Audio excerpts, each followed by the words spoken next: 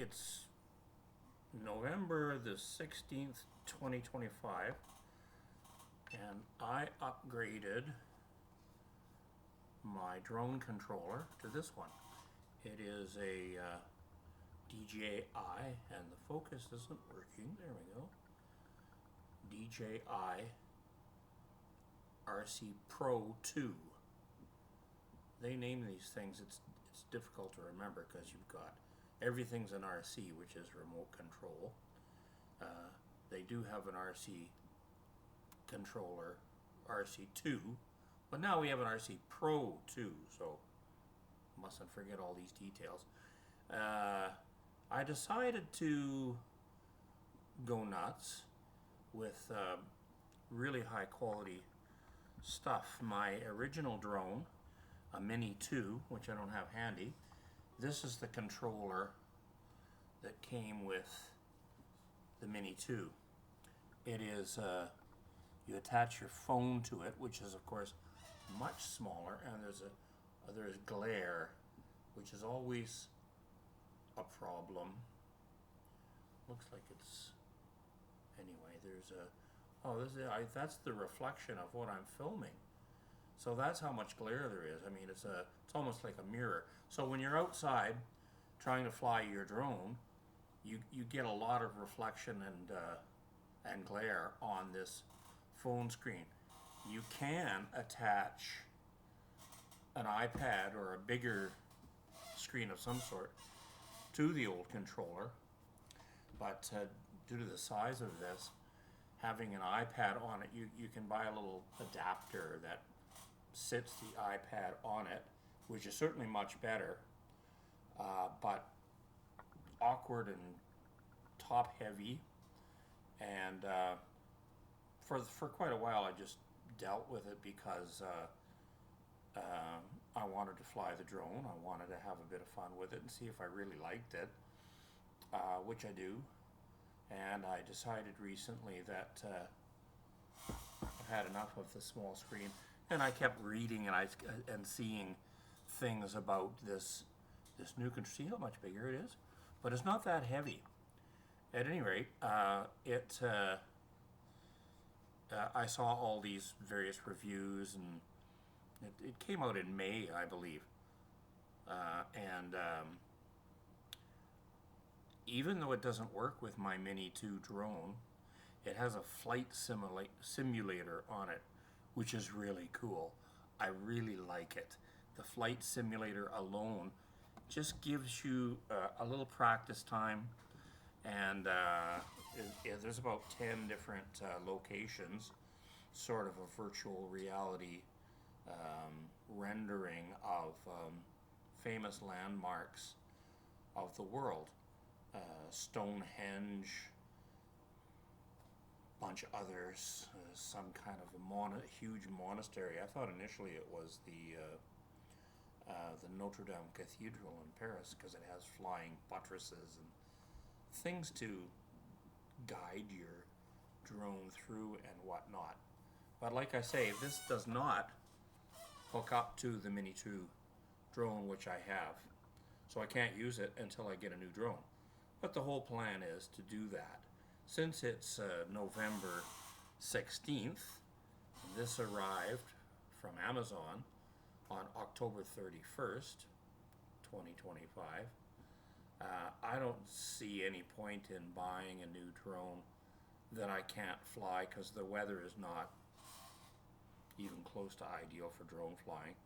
So I'm going to play with this flight simulator and read up on the thing so I understand all the various features of it before I buy the new drone. But I'm doing this little video just to show that my new hobby is not so new actually, but my hobby is drone flying, and I enjoy it. I've only been out 15 times, but I decided to upgrade because for lack of a better word, it gets me out of the house. I plan little mini vacations, if you want to call it that, trips around mostly southern Ontario where I live, that if you heard that beep by any chance, it's almost impossible to pick this thing up and not push some kind of button, which is a little bit irritating. I think that's something I'm going to have to get used to. Because some of these buttons start recording and taking pictures and stuff like that, which I don't really want to do. Anyway, that's actually the only thing that is irritating about this thing so far, is being unable to not push buttons constantly, and that might become a problem when you're actually trying to fly, stopping your recording or starting your recording or taking pictures or doing God knows what that you never intended to do. At any rate, this is it, and this is the best controller probably on Earth, actually. DJI is the biggest and probably best, at least most people think so, drone manufacturer in the world, and they came out with this alongside a new. They probably have 5 or 6 different drone models that they're constantly improving upon, and it came side by side with the Mavic 4 Pro, I think it's called, or the Mavic Pro 4. I don't know. I don't like their names much. They're hard to remember. I don't want a drone that big and able to. It has 3 cameras on it. It's like just all kinds of. It seems to me just a huge learning curve. The Mini line of drones, with the one I have right now that works with this little inferior controller.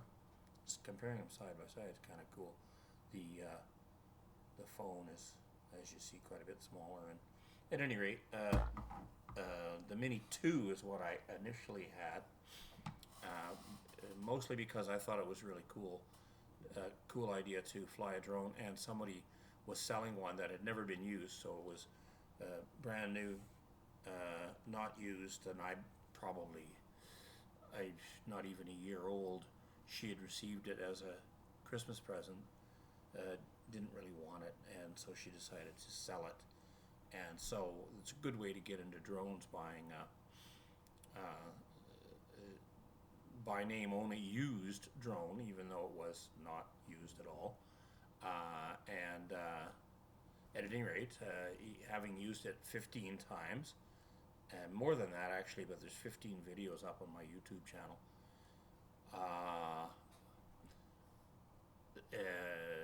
inspired me to go ahead, make the plunge, and do the upgrade. Now this, I didn't have to get this. I wanted to, mostly because it's the biggest screen available. It does things like tilts, and see, I've turned another button without even, so easy to turn buttons on. But as you see, look, you get glare there, but you can angle it in such a way, and you can do this while you're flying too, for less glare. It's got a lot of nits. Nits are measurements of light. It has a maximum output of 2,000 nits, which apparently is a whole lot. That's the maximum output. It's 1,600 on a consistent basis. I don't know what a phone is, but it seems to me an iPad was about 700 nits, something like that. So I have it set. I'm playing with it indoors here with the flight simulator, and I've got it set somewhere in the middle right now. It can go much brighter than what I have now. Don't require that kind of brightness when you're playing with a flight simulator indoors, but when I get out with my new drone next spring, I'll probably crank it to full. There's loads of better reviews than mine on YouTube, which tells you how it works and stuff like that, but I'm just having a bit of fun making this video. What else can I tell you about this? First thing I did was get little extras. If you see these little doodads dangling here, this attaches a lanyard. If anyone buys one of these, I recommend that you definitely get a lanyard for it. You really don't be walking around like I am right now without a strap holding it around your neck, because if you dropped this and broke it, there'd be much wailing and gnashing of teeth. And there we go. So maybe I'll try to show you the flight simulator. What do we got here? It's coming up. Push that button there. Can't really see it, can you? Maybe if I try angling this. It doesn't work. Pushed another button, didn't I? Something familiar. So, Nanj. Not working well at all, is it? That is sorta. You see what the problem is with glare, can't you? You sure can. I have no idea why I can't see anything at all, but I can't. Now I'm curious as to what you do to try to fix that. Well, you don't. And this light and this camera that is a webcam attached to the top of my monitor does not cooperate.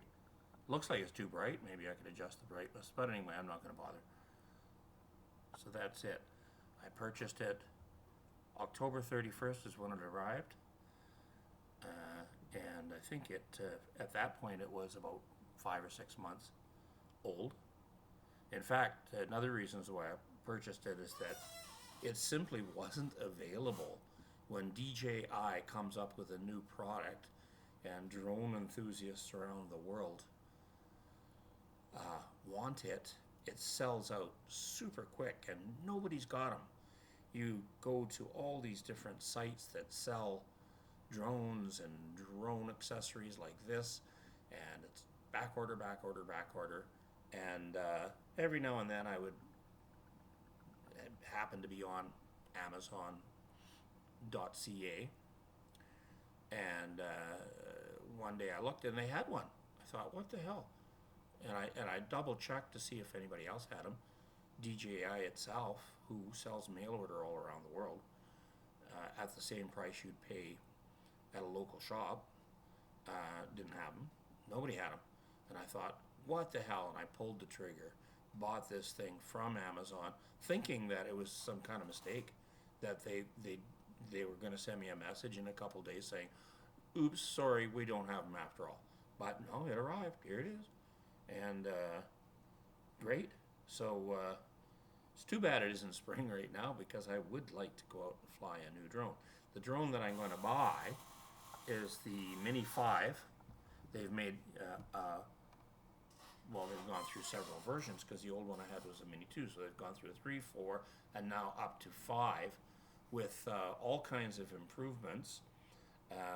The two main ones, although there's many more, are the quality of the camera has increased drastically from the Mini 2 that I'm using to, oh look, a birdie, to the Mini 5 Pro, and the it has what they, well, I don't even know what they call it, obstacle avoidance or something like that. It has sensors all around the device that is constantly aimed in all directions to warn you if you're getting too close to anything that you could run into and cause you to crash, which is a great idea. And that function even works on the flight simulator on the controller here, which I can't show you, but it you get used to using that, because it is a bit strange.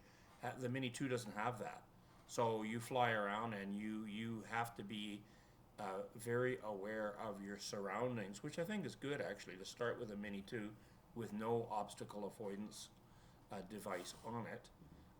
You have to know where all the trees are around you, buildings, power lines, which are really hard to see when you're flying and looking at your phone screen. Good luck seeing them as you're flying. You have to know where everything is. And it's good to know that, even when you're flying a more sophisticated drone, such as the Mini 5, with the obstacle avoidance sensors in it. It's good to start off and train your brain to be always aware of everything around you, because crashing usually means the demise of your drone. because usually you're flying fairly far up or over water or something that if you crash, your drone's toast. Um, the Mini 5 can also crash. The obstacle avoidance is not infallible, but it works. It's also irritating because it beeps and stuff when you're getting too close to something. Too close means, from what I've seen so far with the flight simulator, about 2 meters. It starts to beep, and it shows you sort of a curved, like yellow for caution sign on either side, or top and bottom, anywhere, that you're getting too close to something on either side, or above or below. And when you get even closer yet, it starts beeping and turning red and freaking out. You're gonna run into this. Don't be an idiot. Get out of there. It is a good thing, of course, but it's also an irritating thing. It prevents you from doing anything too stupid, which is pretty brilliant, really. They do all kinds of things. They also have on both the controllers, they have, there's another beep, can't help but push stuff. Over here is a button, and it is on both the controllers, called Return to Home. The drones they connect themselves to satellites, usually a whole bunch of them, somewhere between 20 and 30 satellites up there, which are GPS functions that the drone always wants to know where it is, which is a great idea. So when you first launch the drone, you get the propellers going, and then you go up in the air. Usually I just sit there. I go up just a meter or two, and then the controller, both of the controllers, will tell you that the home point has been updated, which means it knows where it took off from, which means you fly away and it always knows where home is. And if you get into any kind of trouble, for the most part,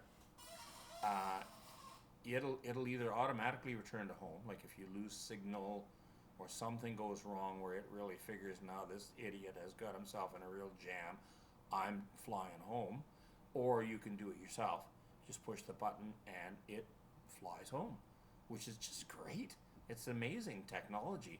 And even the old ones did that. The new ones continue to do that. It's probably even better, I don't know. But it's cool to do that. And although it's great to learn how to pilot the thing so that you fly it back manually and you can, find where you are and bring it down and land it in the same small area that you took off from. They have, you can buy landing pads. I do have one. I found that the wind could take them, move them around or blow them right off wherever you are. So I bought a big heavy red industrial chopping board for industrial kitchens. It's about, I don't know, like that by like that, and it's bright red so you can see it from the drone's eye point of view, and wind will not touch that thing. If a wind ever moved that, you shouldn't be flying, because the drone would be blowing all over the place. What else can I tell you? I'm sure you're bored out of your wits right now if one of my subscribers is reading this, so I think I'll just shut it down. There's my information video on my new controller and my interest in drones, which is gonna further expand in spring with a brand new Mini 5 Pro drone, and I look forward to next flying season, which I guess will start in April. Goes from here in Canada, Toronto, Canada, probably April to September. Although you can fly later than that or earlier than that if the weather is nice. But what's that? April, May, June, July, August, September. So 6 months, 6 good months per year for good flying, and more if you want to stretch it. That's it. There you go. Say goodbye, birdie.